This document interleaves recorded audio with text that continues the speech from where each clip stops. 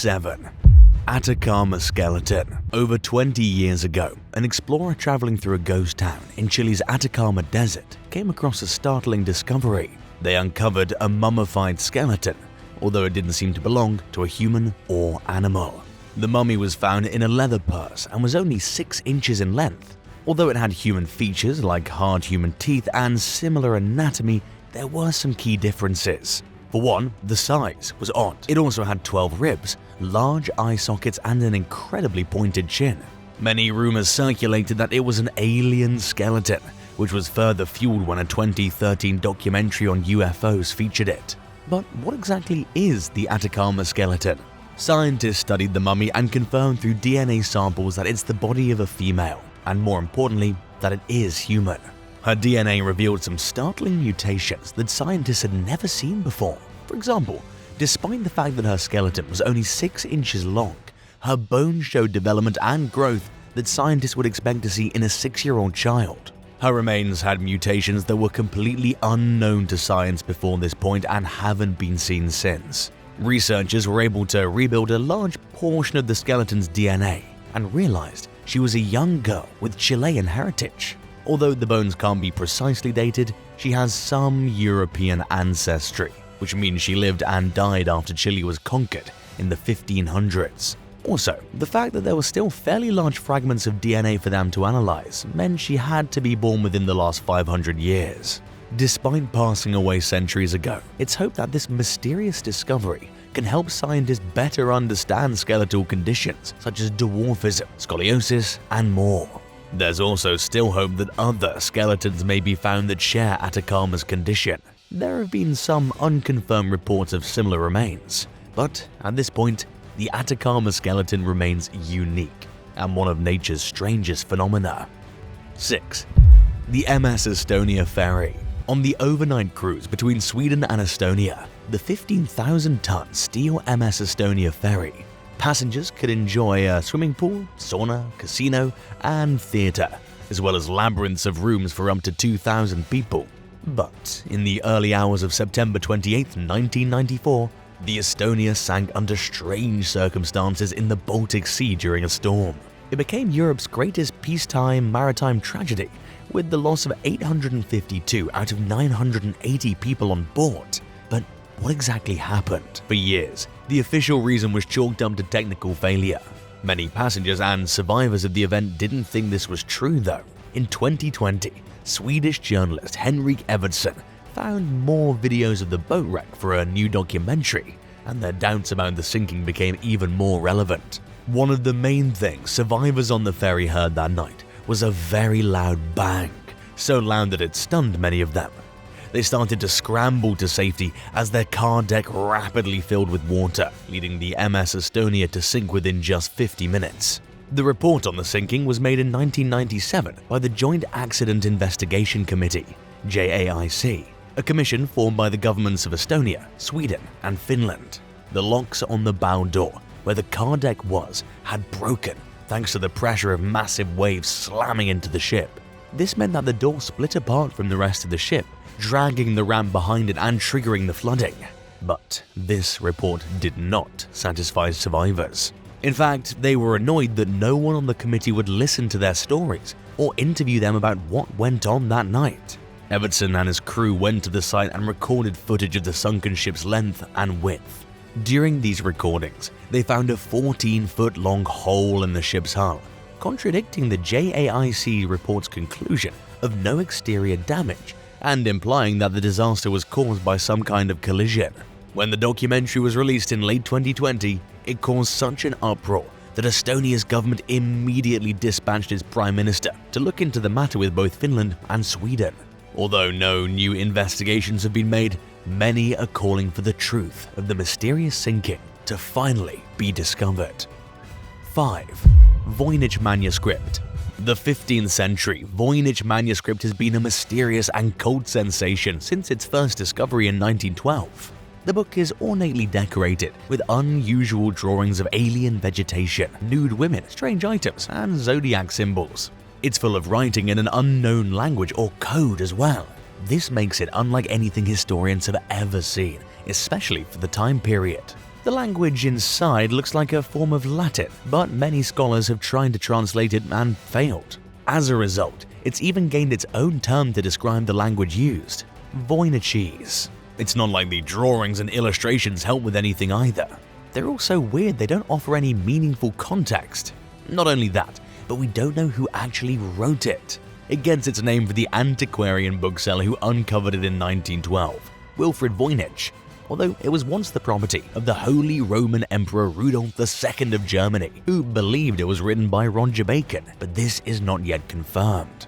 From then, it passed through hands a few times over the decades, with the last known owner of the book before Voynich being Athanasius Kircher in 1666. Historians have had many theories as to what the manuscript is.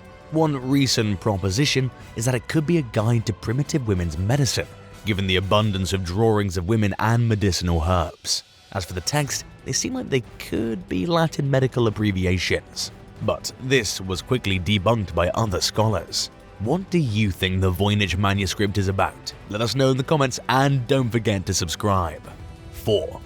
The painting of a time traveler with a mobile phone. The Unexpected One is a painting made by Ferdinand George Waldmüller in 1860. It shows a man waiting to surprise a woman with a pink rose. But the most interesting feature of this painting is the woman in the center. Her hands are placed in front of her and she's looking at a rectangular black object in them. It looks similar to a modern-day smartphone and it's hard to describe it as anything else. That is, unless you look at it with the 19th century in mind. What looks like a cell phone to someone today is actually a small prayer book. This isn't the only time a modern invention has been spotted in a famous old painting. A 1670 work by Dutch painter Pieter de Hooch also seems to show a man holding what looks to be a smartphone, this time with the screen visible to whoever looks at the artwork. Of course, this picture and others have made conspiracy theorists crazy. More often than not though, the most likely explanation turns out to be true. 3. Göbekli Tepe. Klaus Schmidt, a German archaeologist, found a collection of 20 stone circles in Turkey's Göbekli Tepe. The largest contained 2 pillars with carved human figures and foxskin belts. The pillars were 18 feet tall and weighed around 10 tons. The structures are over 11,000 years old. Not only do they predate Stonehenge by thousands of years, but they were constructed by people who hadn't even domesticated animals or figured out how to make metal tools. Schmidt and his team discovered stone tools and other evidence indicating that the circular enclosures were made by hunter-gatherers. There was no sign of cultivated grains or remains of domesticated livestock. But why would pre-Neolithic people build this? Experts such as Schmidt believed that it was a place of worship created by tribes collaborating together. This revelation took the archaeological and anthropological worlds by storm. Until this point, it was considered unheard of for structures to be built for ritual purposes, especially in the times predating domestication. Some media started calling the site the birthplace of religion, and one German magazine even described the grassland surrounding it like the Garden of Eden. Over time, interest in the site has grown, not only as a point of archaeological fascination but as a tourist attraction, with a visitor center nearby and a steel shelter to protect it from the elements. The interest also led to additional excavations at a deeper level. These finds turned the story of Göbekli Tepe on its head once again, as archaeologists found evidence of homes as well as equipment for grinding grain and brewing beer. The site, therefore, seems to be the remains of a hybrid culture between hunter-gatherers and a domesticated way of life. It is likely that the people of Göbekli Tepe will rewrite their history books. They're certainly reshaping our understanding of pre-Neolithic life today. 2. The Somerton Man. In 1948, the body of a well-dressed man was found collapsed against the seawall of Somerton Beach, Australia. When police came to investigate, they couldn't find anything to help indicate who he was. All the tags and labels in his jacket and tie had been cut off, and the only thing in his pockets were bus and train tickets and a note in Persian that read Tamam Shud, which means finished. The autopsy seemed to indicate heart failure from poisoning, and the police couldn't rule out foul play. But with no leads and no clue as to who the man was, the case went cold pretty quickly. But who was he? Many theorize that he might be a spy, especially with the cryptic Persian text that he was found with. It took 73 years to find the answer. The Somerton Man was Australian and from Victoria. His name was Carl Webb, and he was a 43-year-old electrician. But having his name still didn't solve the mystery as to why he ended up on the beach. Some people think that he took his own life and that the note was a suicide letter of sorts. Others speculate that the man was the father of a famous Australian dancer named Robin Thompson, although this has never been confirmed. 1. Namadore. Namadore is located in the middle of the Pacific Ocean, off the coast of Bay, part of the Federated States of Micronesia. This ancient city structure is a world marvel and one of the biggest engineering mysteries. Namadore stretches across interlinked small islands and is built out of log-shaped volcanic basalt rocks. It was home to the Saudaleurs and their royal family between 1100 and 1600 AD. But the thing that baffles historians is how this amazing megastructure was actually constructed. Massive basalt logs were transported from Bay and placed horizontally on Namadore, log cabin style, to create walls as tall as 50 feet and as thick as 17 feet, with each one weighing at least 5 tons, with some even weighing at 25 tons. Experts have no idea how this was achieved. Not only the acts of getting the logs to the site, but also raising them up for building. It would have taken tens of thousands of people, pretty much the entire population of the island at the time. Local myths do come up with some ideas about how Namadore came to be. They say it was made by a mysterious civilization using underground tunnels, as well as some magic. The legends also claim that underneath Namadore are the tombs of kings and even a few giants. Other tales say it was as if ghostly hands appeared out of thin air to pluck the basalt logs up from Bay Island, to float them across the water and build the settlement. It's no wonder the locals have nicknamed Namadore the City of Ghosts. According to more scientific theories, the stones were likely transported on bamboo rafts. But this was tested in a 1995 documentary on Namadore, and experts were unable to successfully float any stones or cargo weighing over a ton, a lot less than the 5-ton average of the logs making up the city.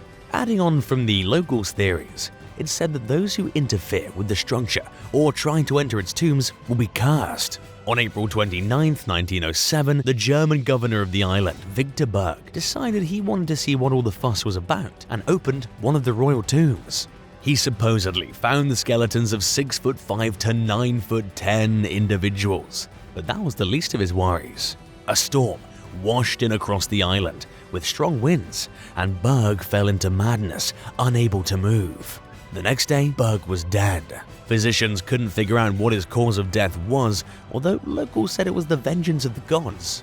Nowadays, experts think it was likely a combination of heat stroke and dehydration. Either way, Namadore continues to mystify to this day. Thanks for watching. Which one of these mysterious discoveries did you find the most interesting? Let us know in the comments below, and don't forget to subscribe to the channel if you haven't already. See you next time. Bye.